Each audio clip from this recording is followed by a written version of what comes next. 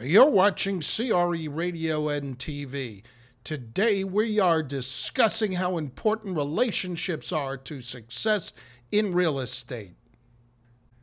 This show was recorded at the Crew Network Annual Convention in Bellevue, Washington. At Allen Madkins, when it comes to real estate, we help clients capitalize on opportunity.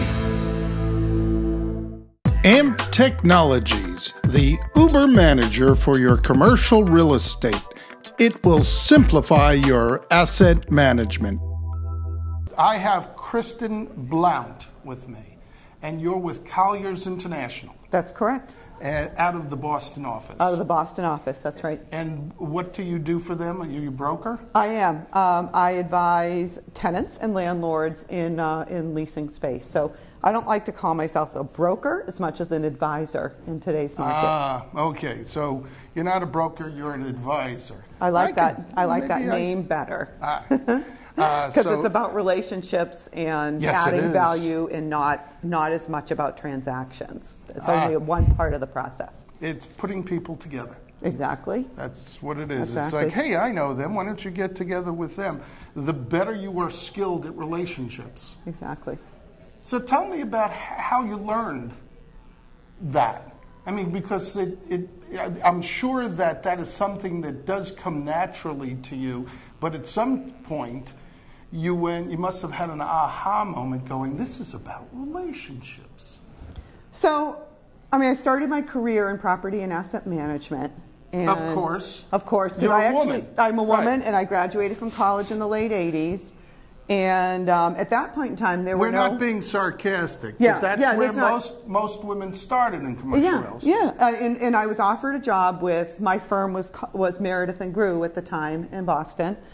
And I was offered a job, and the CEO at the time said, we really like you, we think you would work in our culture, we'd love to offer you a job. I had interned there in college. And I said, well, that's great, Mr. Lovejoy, because we never called him by his first name. He is wonderful, and he's still a wonderful gentleman. And I said, well, what do you think I should do? And he said, well, I think you'd make a great broker, but I want you to be successful.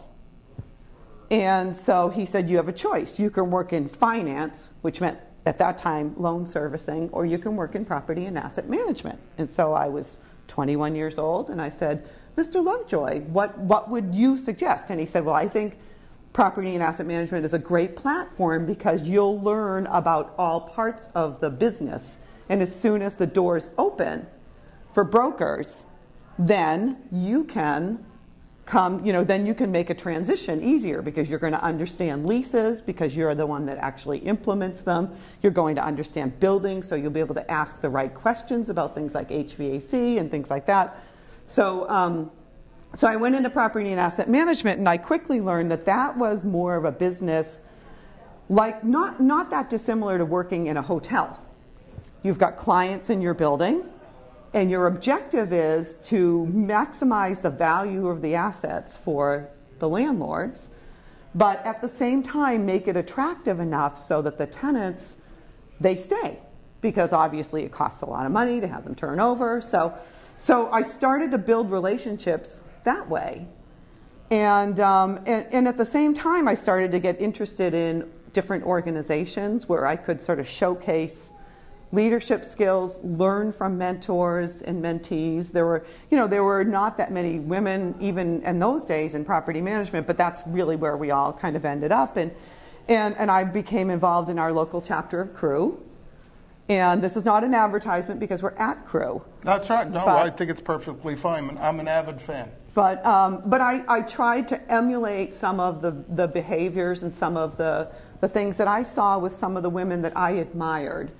People that are at this conference now, like Sarah Abrams, who's the senior vice president at Iron Mountain, or Marty Jones, who was here, or a woman by the name of Erin O'Boyle and Jane Williams, who was with Clarion for years. They were wonderful women in our marketplace that really knew how to build relationships and how to be a force in our industry without breaking all the barriers that women typically have, the behavioral stuff that's not as acceptable for women, because you're always sort of, it's a balance, right? Because you want to be effective and you want to be professional and you want to be seen as a serious person that provides a serious service.